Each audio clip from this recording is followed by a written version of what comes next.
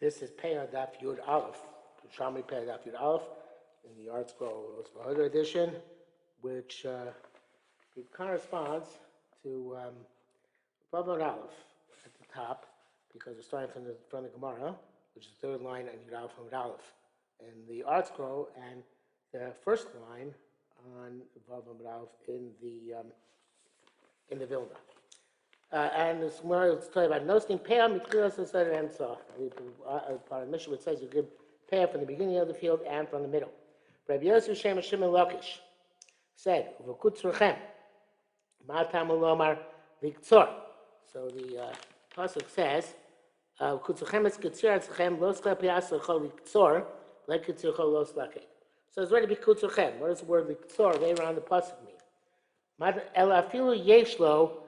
Now here it says kama with kaf mem hey, but the Shari Torah Yisrael brings down from the Rash that it should be kama kuf mem hey, which means if he has kama standing grain. But I don't know if it makes that much difference, but it makes it smoother. They say yeshlo kama liktzor. Even if you still have more to cut, you can still give a peah at the beginning or the end. The beginning and the middle, sorry. You don't have to wait till the end. Well, even there's liktzor, more to cut, you still get a peah prior to that. Rabbi Yonah b'shem b'shem Lakish ubekutz rechem. Ma'atam b'lam liktzor. Before it's Rabbi Yossi named b'shem Lakish, now it's Rabbi Yonah. So the Pnei Moshe says, Rabbi Yoshem b'shem Lakish, El achas b'chila b'achas, well, actually, El echad b'chila b'achas b'tzof. Let's read it now in the Pnei Moshe. Come by there. Yonah Pali Rabbi Yossi, the low Rabbi Shimon Lakish, he does, listen to Rabbi Shimon Lakish, obviously both quoting Rabbi Shimon Lakish, kach, he's saying like this, achas b'chila b'achas b'tzof. What does it mean, beginning, what's the difference? Ika b'nayu l'dina, I'll leave it Rabbi Lakish. To Rabbi Yossi, the Kamar, the Dorish mi liktzor, afil yeshlo kama liktzor, even Reish Lakish Tanakama the Masnisin. You could say Reish is going like the Tanakama the Mishnah. It's Svirle who holds the notion of Peah B'Tchila Oba Emtza V'Zeh Yotzei the Chavasa. According to Rabbi Yossi and Reish Lakish, even if you have Kama liktzor, you haven't gone to the end yet. You're already Yotzei the Chiva Peah with whatever you gave at the beginning of the end. But so retain, but so they don't get the end. But we don't come out of Kacham Reish no. We give a Kutzachem, Uksiv Liktzor Yisera, since Sev Kutzachem then says Liktzor, which is superfluous. The Shir Achas B'Tchila Achas B'Soy. Give at the beginning and at the end. Coming Nasa B'Tchila, Tzarech Litain Shitain Gam B'Soy.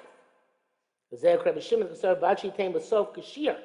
Kol Kamash Nishtain Torah's Peah Lane. So according to the way he learns that the Kutzurchem is going that is beginning, and Liktzor is at the end. Now, that is the way the Pnei Moshe learns the sugya.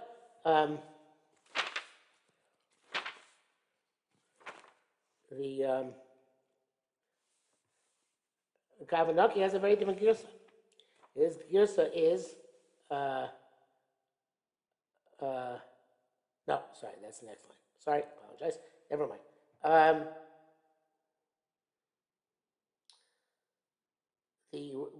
But he has a different way of learning. He learns that Rabbi Yonah and Rabbi Yossi are basically saying the same thing. Not there's a machlokes between the two of them. I would tend to agree with the Pnei Moshe that there is a machlokes. But now we have Rabbi Yossi Shem Levi uvekutz rechem. So the Kavanaki says on this that it says twice. What it really should say, it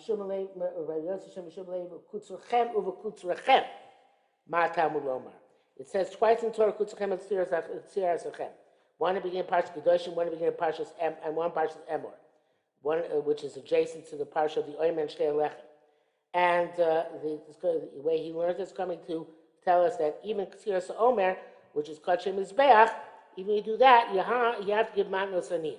That's Kutzachem Etzchem Matam Omer, Achas Legovoa, V'Achas Lehedjot. when you have to give payout no matter what you're harvesting. So he changed the gears of the Gemara from Mekutzurchem Matam L'Nukar to Mekutzurchem Uvekutzurchem.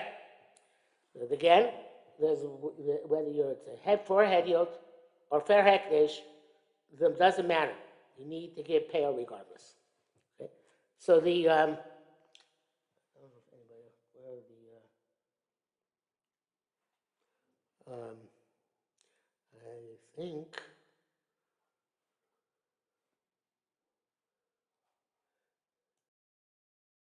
Avenaki got this. So here's from the Fus Rishon, Fus Vilna Lesa.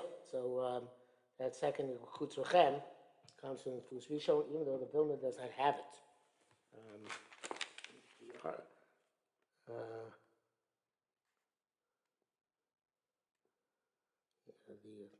It's interesting that the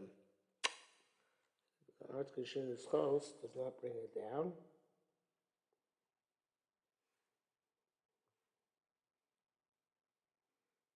I don't know why not. Anyway, let's go on. It makes it's quite clear. That seems to be the preferred way of understanding the sugya. That's going on the two kutzuchems in two different places. Otherwise, okay. Anyway, so Rabbi Yehuda Boy, klumos hekdesh mischalin el betolush shema el betolush shema b'mechubar. So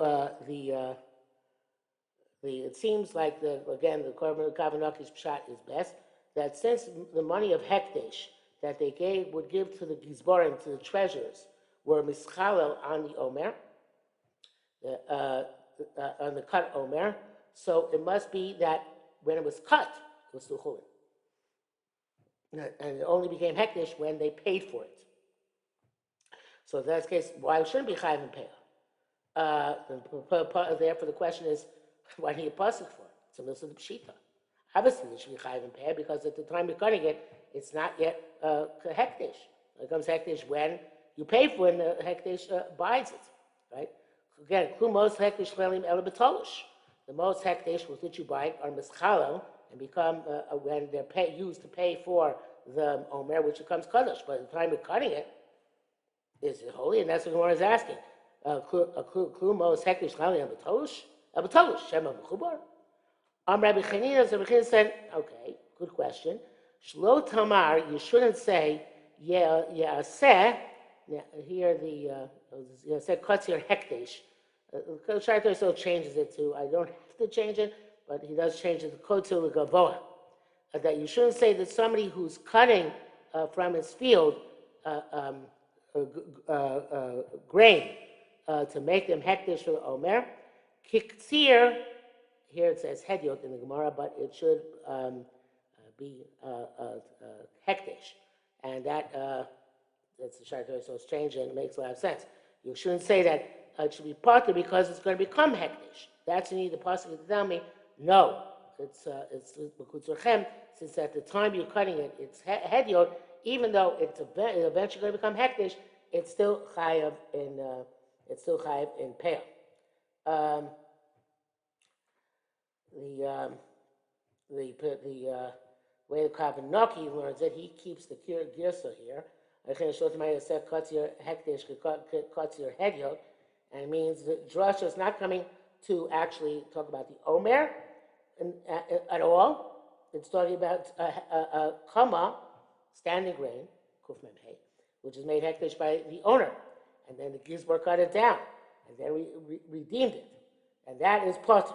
Because I might say that since it grew in the Rishus Hedyot, and they're going to go back to Rishus Hedyot, it's going to be Chayiv and Peah, as if you didn't leave any Peah when, like the halacha, if you didn't leave any Peah but Mechubar, they have to take a Peah afterwards from the sheaves. So the Pasuk comes to exempt everything which was Rishus Hekdesh at the time of the harvest. The Shaitor is much more glad. That's what Shaitor does. His role in being first Yerushalmi is to take evidence mistakes which have known and not necessarily any specific source, but in the Ksisvayad and such like, and point them out, and there seems to be one. Okay, says Gemara further. Rishonim. So the first part of the field, which you allocate the payoff.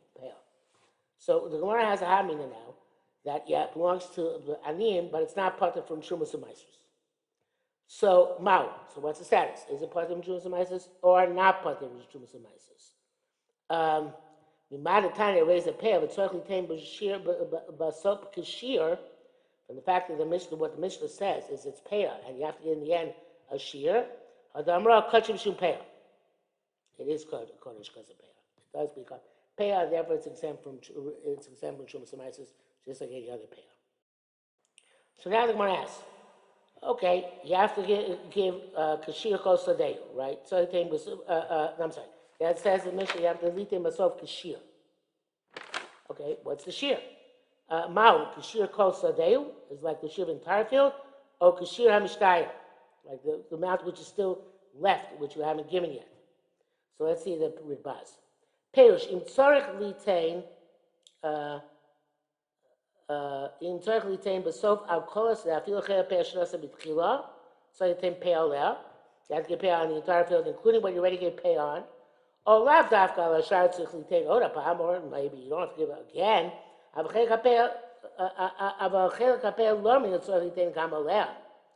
say that it's that the part of pay that you already gave, you have to give pay up. So one side, you have to give pay over it again. So the heavy came to Shuma of the Yaksam Yitrom. That should be like the halacha when a person took Truma inappropriately, has to take Truma again. It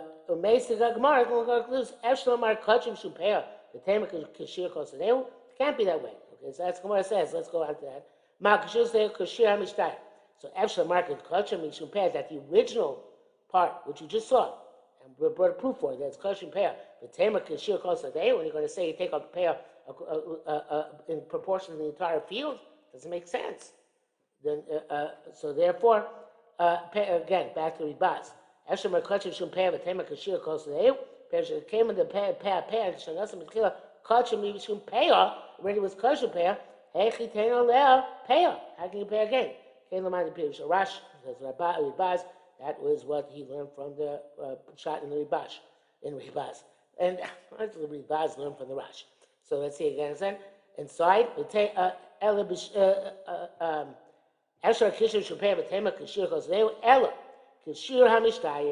of the amount which is left. Rabbi Chibra B'Shem Rabbi Yochanan ben Mechubar. As Rabbi Shimon said, as long as you give at the end the proper shear, that means that you have to leave at the end of your field in the kama, the standing grain, peah. Rabbi Yazir B'Shem Rabbi Yochanan B'Tolush. Rabbi Yochanan says that Shimon allows you to give in your field even from Tolush, but let's say forgot to leave Mechubar. Right, so therefore you might say, well, in that case, the whole peah from this field is canceled. No. So Rabbi Yochanan, Shimon says, even if you give, according to Rabbi Yasser Shem Yochanan, even if you decide from, I forgot, take it, let's not decide, even remember, I forgot, and then you take designate peah from the Tolush, that suffices to say that all of it was peah. Which leads to the next question. That which already at the time you took off the first peah, either the beginning or the middle, is it that you had in mind to leave at the end, like Rabbi Shimon says? Is that only if it's you had that in mind to begin with? Is what you took at the beginning or the end, left at the beginning or the middle peah? Or perhaps not. Perhaps even if you didn't think on leaving something at the end, nonetheless, as you leave stuff in peah, for peah, it becomes peah. So, which one is it? Again, do you have to have in mind the whole time I'm going to leave at the end?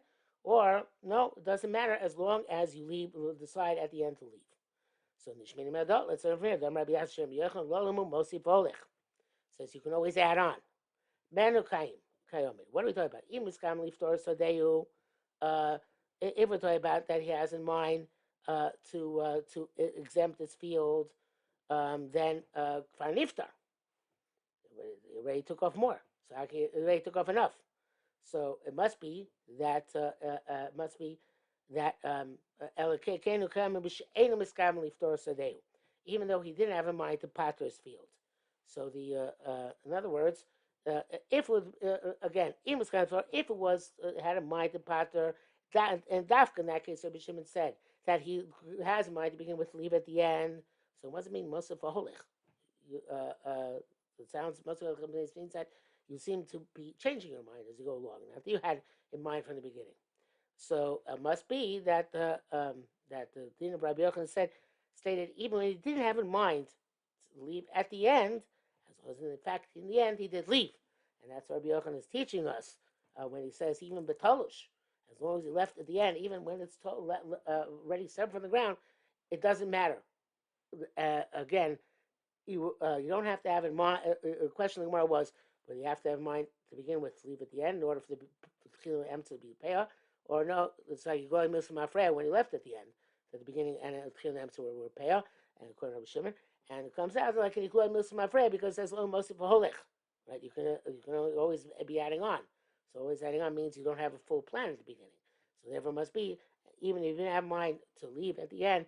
If you did leave at the end, and that's machlokas in mechubar betalush, then that already makes everything you took off previously, tchila and emtza, also pale. And we went a bit over, but that's okay. That's the end of the sugya.